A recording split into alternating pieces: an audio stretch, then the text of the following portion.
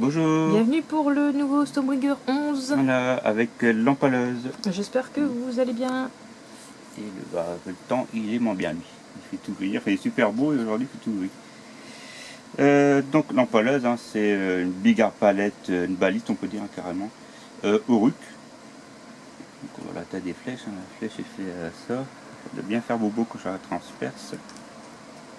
De l'autre côté, on a des petits gobelins. Alors, enfin, ils appellent plus de gobelins, je crois que c'est des groutes, maintenant ça s'appelle ça.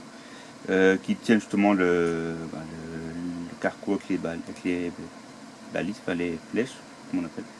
Il y en a un ici, un qui la tire, lui ici qui tire la manivelle ici, puis le route qui tient le machin qui tire. Donc figurine entièrement éclipsée, qui est vendue à 31,50 € chez Ken Sport Shop. Date de sortie, ça devait être en... il y a 12 ans, quand 2 millions sortis, donc 2022 je dirais. 2022, ouais. Enfin bref. Voilà, ça n'a pas une idée. Donc, hop, on va. Donc, Excelis, c'est une des cités des éternels de l'orage. Donc on a dedans les chevaliers Excelsior. Il y avait un culte de Nsenf aussi qui était dedans. Enfin, c'est une cité de l'Empire Tigma. Pas vraiment une cité de Stormcast.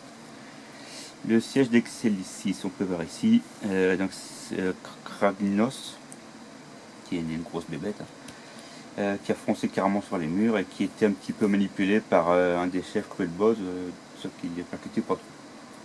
Et ça, on le voyait dans la partie juste avant qu'il sorte Dominion en fait. C'était les bouquins de campagne qui ont sorti à l'époque. Il y avait Be'lakor, Teklis, Morathi, Kragnos et Morathi, Teklis, je sais qu'il y en avait en plus, mais non.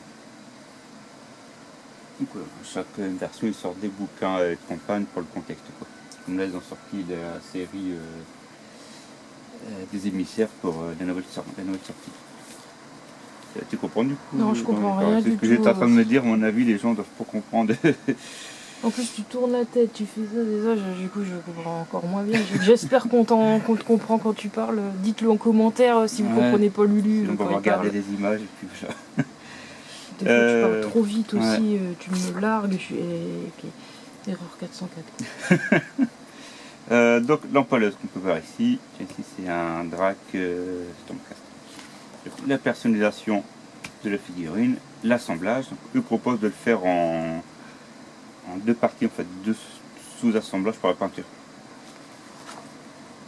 Première partie, en fait, la première partie et la deuxième partie. Ils disent de ne pas coller tout de suite lui, de le mettre à part. Et une fois que c'est peint, seulement on le clipse tout. La peinture. Du vert, du blanc, du marron et du métallique.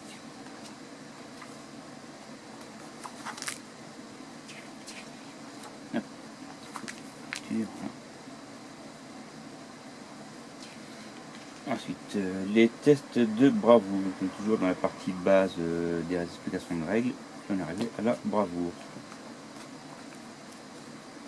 Qu'est-ce que la bravoure? En gros, si l'unité perd un peu plus de sa moitié, je crois, il doit faire un test pour savoir s'il fuit ou s'il reste.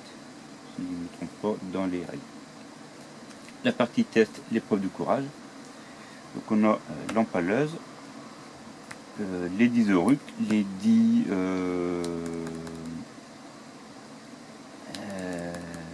ou grottes, contre le prime ici, les mythos machin de Xandir qu'on a vu juste avant, et un chef.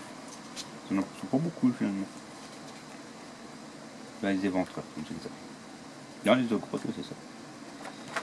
Donc, les chartes d'unité Cruel Boss, charte d'unité des éternels, les tours pour faire les règles. Qu'est-ce qui se passe en cas de victoire? Et dans le numéro 12, le char foudroyeur et deux peintures dans le numéro 13. Un peu de peinture, c'est un manque de peinture. Hein, tu vois quoi qu'on a depuis le début. Unité toujours clipsable ça. Ouais. Hop. Voilà ce qui faisait le numéro 11, celui qui n'a pas beaucoup à dire, puisqu'après il y a une bonne partie, c'est règles, peinture et montage. Il n'y a que 3-4 pages background, on va dire. On espère par la suite qu'on aura un peu plus de trucs à dire quand même, quoi. Ouais. Voilà ce qui faisait le numéro 11. Allez, on se dit à la prochaine, à bientôt, salut.